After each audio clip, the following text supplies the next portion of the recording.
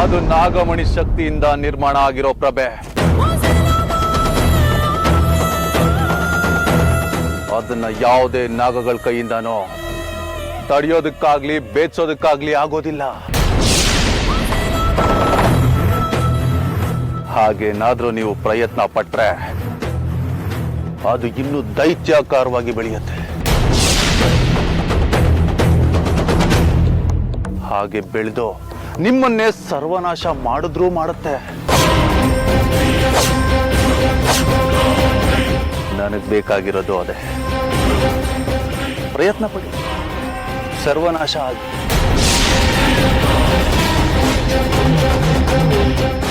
ಇನ್ನು ನಿನ್ನ ಕೊನೆ ಕ್ಷಣಗಳು ಶುರುವಾದ್ವೋ, ನಿನ್ನ ಸಾವು ನನ್ನ ಕೈಯಲ್ಲಿ ಅಂತ ಆ ವಿಧಾತನೇ ಬರ್ದಿದ್ದಾನೆ. ಅದನ್ನ ತಪ್ಪಿಸೋದಕ್ಕೆ ಯಾರಿಂದನೂ ಸಾಧ್ಯ ಇಲ್ಲ.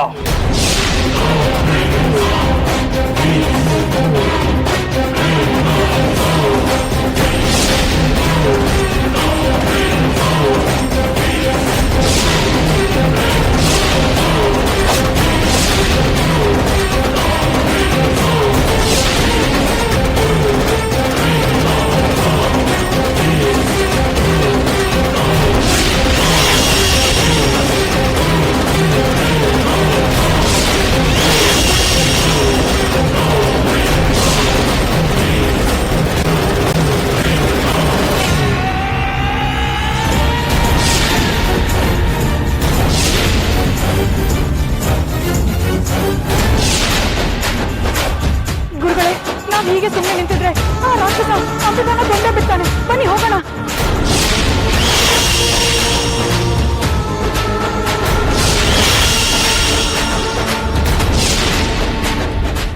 ಇಲ್ಲ ಮಗಳೇ, ನಾವಿದನ್ನ ದಾಟೋದಕ್ಕೆ ಆಗೋದಿಲ್ಲ.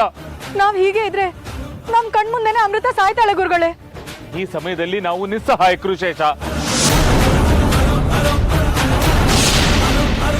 ನಿನ್ನಿಂದ ನಾನು ಅನುಭವಿಸಿರೋದು ಒಂದ ಎರಡ. ನೀನೆ ಆ ನವರಾತ್ರಿ ನನ್ನನ್ನ ಕೊಂದೆ. ಆಮೇಲೆ ನಾನು ಎಲ್ಲಿದ್ದೆ, ಏನಾಗಿದ್ದೆ ಅನ್ನೋದು ಗೊತ್ತಾಗದೆ ಹುಚ್ಚೊಂಥರ ಅಲ್ದಾಡ್ದೆ. ಕೊನೆಗೆ ಹೇಗೋ ನಮ್ಮನೇನ ಸೇರ್ಕೊಂಡೆ. ನಮ್ಮ ಅಣ್ಣನಿಂದ, ನಮ್ಮ ಅಮ್ಮನಿಂದ, ನಮ್ಮ ಮನೆಯವರಿಂದ ದೂರ ಮಾಡಿದೆ ನೀ ನನ್ನನ್ನು. ಅದಕ್ಕಿಂತ ಹೆಚ್ಚಾಗಿ ನಮ್ಮ ಮನೇಲಿರೋ ಶಾಂತಿ, ನೆಮ್ಮದಿ ಎಲ್ಲ ಹಾಳಾಗೋಯ್ತು ನಿನ್ನಿಂದ. ಗುರುಗಳೇ, ನಾವ್ ಈ ಪ್ರಭೆನ ದಾಟಿ ಹೋಗೋದಕ್ಕೆ ಆಗೋದಿಲ್ಲ ಅನ್ನೋದು ಸತ್ಯ ಅಲ್ವಾ? ನಮ್ ಶಕ್ತಿನ ಆ ರುದ್ರನ್ ಮೇಲೆ ಪ್ರಯೋಗ ಮಾಡಿ ಅಮೃತನ ಉಳಿಸ್ಬೋದಲ್ವಾ? ಹೌದಲ್ವಾ? ನನಗಿದು ಹೊಳಿಲೇ ಇಲ್ಲ. ಇದೆಲ್ಲ ನನ್ನಿಂದ ಮಾತ್ರ ಆಗಿದ್ದಲ್ಲ. ಇದನ್ನೆಲ್ಲ ನೀನೇ ತಂದ್ಕೊಂಡಿದ್ದ. ಅದು ಏನೇ ಆಗಿದ್ರು ಅದಕ್ಕೆಲ್ಲ ನೀನೇ ಕಾರಣ ತಾನೆ. ಅದಕ್ಕೆ ನೀನು ಉಳಿಬಾರ್ದು.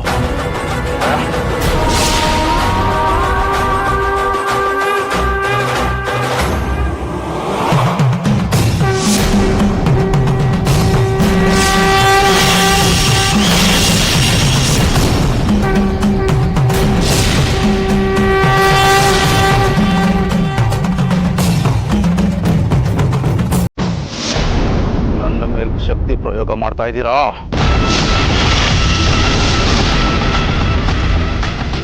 ಅಮೃತ, ಯಾಕೆ ನಲ್ಲೇ ನಿಂತಿದ್ಯಾ? ಮೊದ್ಲು ಆ ರಾಕ್ಷಸನಿಂದ ತಪ್ಪಿಸ್ಕೋ. ಓಡು ಓಡು ಅಮೃತ, ಓಡು.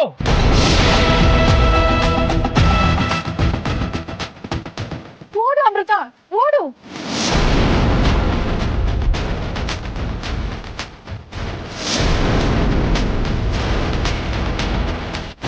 ಅಮೃತ ಢಮ ಢಮ ಢಮ ಢಮ ಢಮ ಢಮ ರೂಪ ಬಡಿದಿದೆ ನಾದಮಯ ಘನ ಘನ ಘನ ಘನ ಘನ ಘನ ಘನ ಘನ ಘನ ಘನ ಮೊಳಗಿದೆ ಕಂಠಮಯ ಗದ ಗದ ಗದ ಗದ ಗದ ಗದ ಗದ ಉರಿದಿದೆ ತಾಳಮಯ ಬಡ ಬಡ ಬಡ ಬಡ ಬಡ ಬಡ ಬಡ ಬಡಿದಿದೆ ಸಿಡಿಲ ತಾಳಮಯ ಬಡ ಜೀವಭೂತಯ ತೋರೋ ಭಗವಂತ ಋಣಭಾರಾದಡ ಸೇರಿಸೋ ಶಿವನೇ ಮುಕ್ತ ಶಿವ ನಗಿನೆ ಕರೆದಿದೆ ಕನಿಕರಿಸೋ ಗುಣವಂತ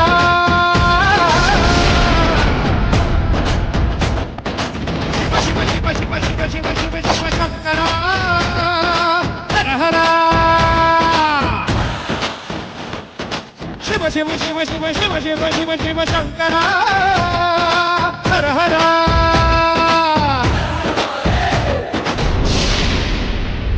ಅಮೃತ ಶಿವ ಶಿವ ಶಿವ ಶಿವ ಶಿವ ಶಂಕರ ಹರ ಹರ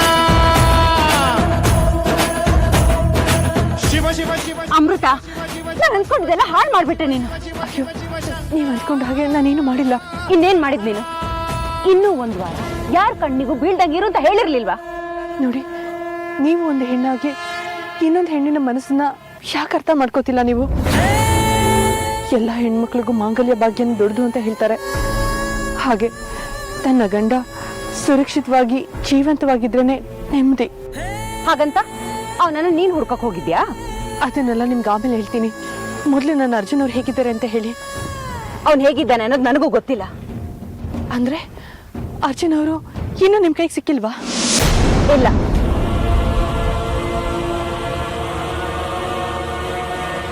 ನಿಮ್ ಕೈ ಮುಗಿತೀನಿ. ಹೇಗಾದ್ರೂ ಮಾಡಿ ಅರ್ಜುನ್ ಇರೋ ಜಾಗನ ಹುಡ್ಕೋಣ. ಅವ್ರೇನೋ ತುಂಬಾ ದೊಡ್ಡ ಅಪಾಯದಲ್ಲಿದ್ದಾರೆ ಅಂತ ನನ್ನ ಮನ್ಸು ಹೇಳ್ತಾ ಇದೆ. ಈಗ ಅವ್ರನ್ನ ಕಾಪಾಡೋದಕ್ಕೆ ಅಂತ ಇರೋದು ನಾನು ಒಬ್ಳೆ. ಅವ್ರು ನನ್ನ ಕಣ್ಣಿಗೆ ಬಿದ್ದು ಅವರು ಸುರಕ್ಷಿತವಾಗಿದ್ದಾರೆ ಅನ್ನೋದು ನನಗೆ ಖಾತ್ರಿ ಆದ್ರೆ ನೀವು ಹೇಳ್ದಾಗೆ ಕೇಳ್ತೀನಿ. ಸರಿ, ನಡಿ.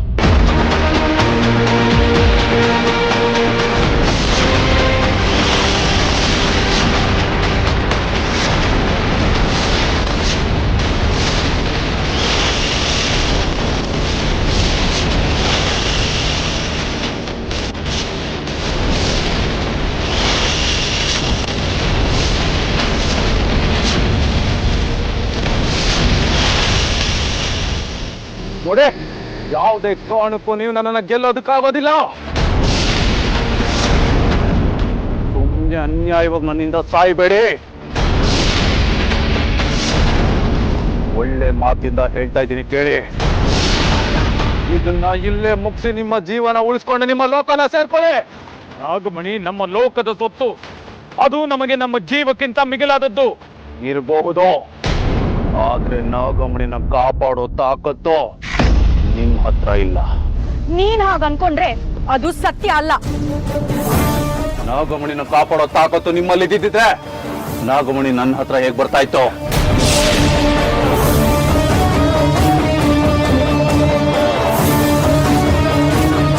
ಮಾತಾಡಿ, ಯಾಕೆ ಸುಮ್ಮನಾಗೋದ್ರಿ?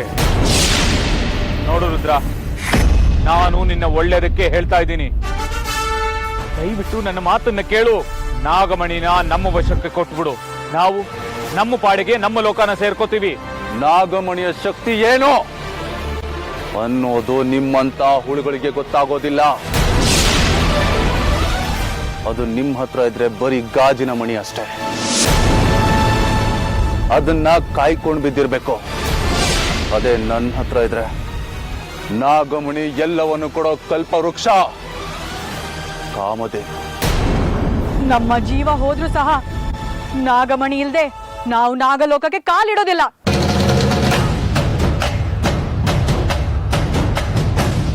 ಶಾಂತಿಯಿಂದ ಹೇಳಾಯ್ತು, ಸಮಾಧಾನದಿಂದನೂ ಹೇಳಾಯ್ತು. ಆದ್ರೂ ನೀವು ಯಾರು ನನ್ನ ಮಾತನ್ನ ಕೇಳ್ತಾ ಇಲ್ಲ. ನನ್ನಿಂದಾನೇ ನೀವು ಈ ಲೋಕಕ್ಕೆ, ನಿಮ್ಮ ಲೋಕಕ್ಕೆ ವಿದಾಯ ಹೇಳಬೇಕು ಅಂತ ಆ ವಿಧಿ ಬರೆದಿದ್ರೆ ಯಾರಿಂದನೂ ತಪ್ಪಿಸೋದಕ್ಕಾಗೋದಿಲ್ಲ. ನೀನು ನಮ್ಮನ್ನ ಏನು ಮಾಡೋದಕ್ಕಾಗೋದಿಲ್ಲ.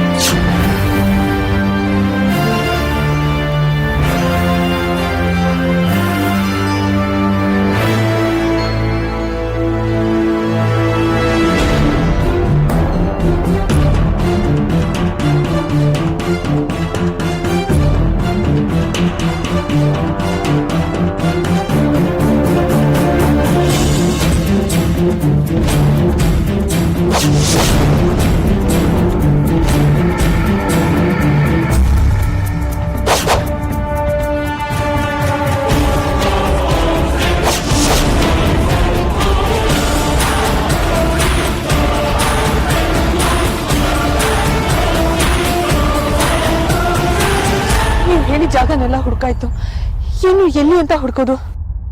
ಅದೇ ನನಗೂ ಗೊತ್ತಾಗ್ತಾ ಇಲ್ಲ. ನೀವೇ ಹೇಗೆ ಹೇಳಿದ್ರೆ ಹೇಗೆ? ನೀವು ಈ ಹಳ್ಳಿಯವರು, ಈ ಊರಲ್ಲಿ ಯಾವ ಜಾಗದಲ್ಲಿ ಏನಿರುತ್ತೆ ಅಂತ ನಿಮಗೆ ಚೆನ್ನಾಗಿ ಗೊತ್ತಿರತ್ತೆ. ಅರ್ಜುನ್ ಅವರು ಇಲ್ಲೇ ಎಲ್ಲಾದ್ರೂ ಇರ್ಬೋದಲ್ವಾ?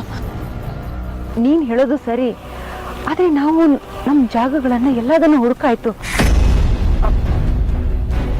ನೀನ್ ಹೇಳೋ ಹಾಗೆ ನಾವಿನ್ನೂ ಒಂದು ಜಾಗನ ಹುಡುಕಿಲ್ಲ. ಯಾವ್ದದು? ಅಮೃತ, ನಮ್ಮ ಊರಾಚೆ ಇರೋ ಜಮೀನಲ್ಲಿ ಒಂದು ಪುಟ್ಟ ಮನೆ ಇದೆ. ಅಲ್ಲಿ ನಮ್ಮಣ್ಣ ಬಿಟ್ರೆ ಬೇರೆ ಯಾರು ಹೋಗಿಲ್ಲ. ಅಷ್ಟೇ ಅಲ್ಲ, ನಾನಾಗ್ಲಿ ನನ್ನ ಗಂಡ ಆಗ್ಲಿ ಇದುವರೆಗೂ ಯಾರು ಹೋಗಿಲ್ಲ.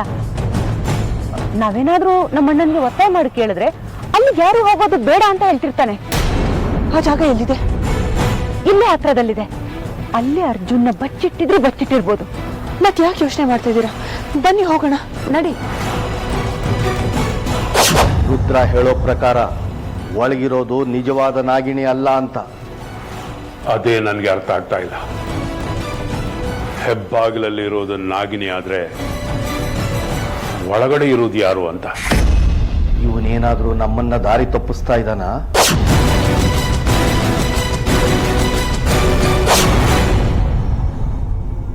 ಇವನ್ ನಮ್ಮನ್ನ ದಾರಿ ತಪ್ಪಿಸೋದ್ರಿಂದ ಇವನಿಗೆ ಏನು ಲಾಭ ಇಲ್ಲ. ಆದ್ರೆ ಇವನು ಆಡೋ ಮಾತು, ನೋಡುವ ನೋಟಗಳನ್ನು ನೋಡಿದ್ರೆ ಇವನು ಹೇಳುವ ಮಾತುಗಳೆಲ್ಲ ಸುಳ್ಳು ಅಂತ ಅನಿಸ್ತಾ ಇದೆ. ಹಾಗಾದ್ರೆ ನಾಗಿಣಿನ ನಮಗೆ ಹಿಡಿದುಕೊಟ್ಟು ನಮ್ಮ ಪೂಜೆಗೆ ಬಲಿ ಕೊಡಿಸೋದ್ರಿಂದ ಅವನಿಗೇನ್ ಲಾಭ ಇದೆ?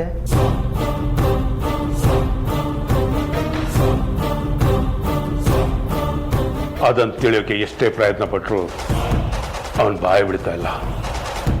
ಅವನನ್ನು ನೋಡಿದ್ರೆ ಅಲ್ಪ ಸ್ವಲ್ಪಕ್ಕೆಲ್ಲ ತೃಪ್ತಿ ಪಡೋ ಜೀವ ಅಲ್ಲ ಅದು ಅನ್ಸುತ್ತೆ.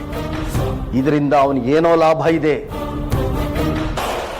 ಅವನಿಗೆ ಏನೇ ಲಾಭ ಆದ್ರೂ ಅದರಿಂದ ನಮ್ಗೇನು ನಷ್ಟ ಇಲ್ವಲ್ಲ.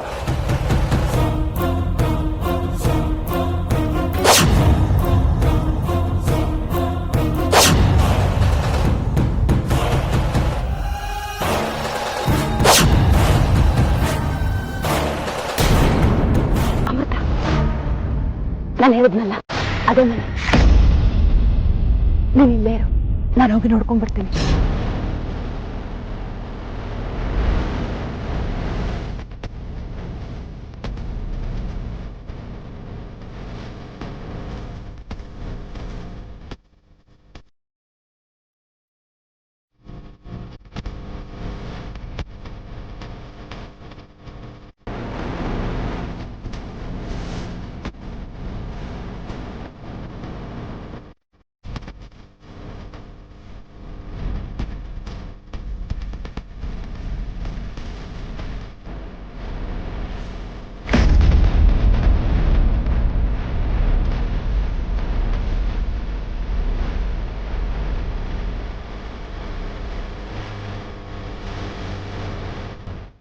ಅವನು ಹೋಗಿ ಎಷ್ಟೊತ್ತಾಯ್ತು, ಇನ್ನೂ ಬಂದಿಲ್ಲ.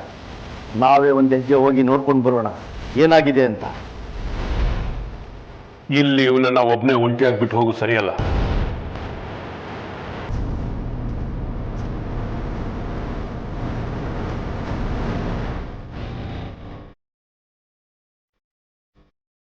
ಅಮೃತ, ನಿನ್ನ ಅರ್ಜುನ್ ಅಲ್ಲೇ ಇದ್ದಾನೆ.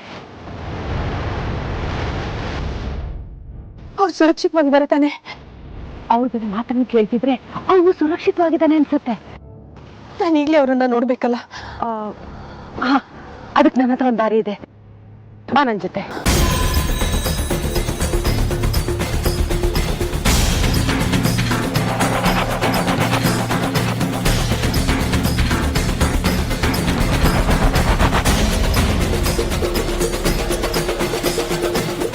ನೋಡಪ್ಪ, ನಾನು ಇಲ್ಲಿಂದ ಒಳಗಡೆ ಹೋಗ್ತೀನಿ. ಅರ್ಜುನ್ ಒಳಗಡೆ ಇದ್ರೆ ನೀನು ಹೇಳಕ್ ಹೋಗ್ತೀನಿ, ನೀನು ಒಳಗೆ ಬಂದ್ಬಿಡು. ಅಲ್ಲಿಂದ ನಿಮ್ಮಿಬ್ಬರನ್ನ ಹೇಗೆ ಹೊರಗಡೆ ಕಳಿಸ್ಬೇಕು ಅಂತ ಆಮೇಲೆ ಯೋಚನೆ ಮಾಡೋಣ. ಸರಿ, ಹಾಗೆ ಮಾಡಿ.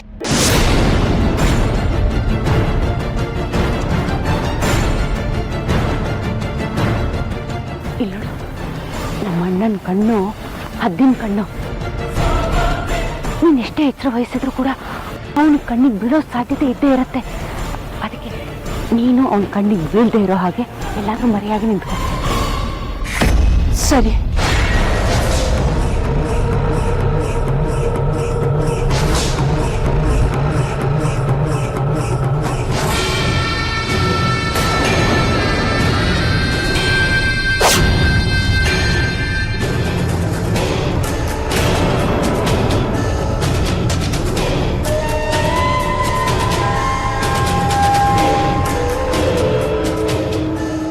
ನಾವಿಬ್ಬರು ಬಂದಾಗಿನಿಂದ ಇಲ್ಲೇ ಇದ್ದೀವಿ. ಯಾವುದಕ್ಕೂ ಅಕ್ಕಪಕ್ಕ ಹಿಂದೆ ಯಾರಾದರೂ ಇದ್ದಾರ ಅಂತ ನೀವು ತಿಳ್ಕೊಂಡ್ಬರೋದು ಒಳ್ಳೆಯದು.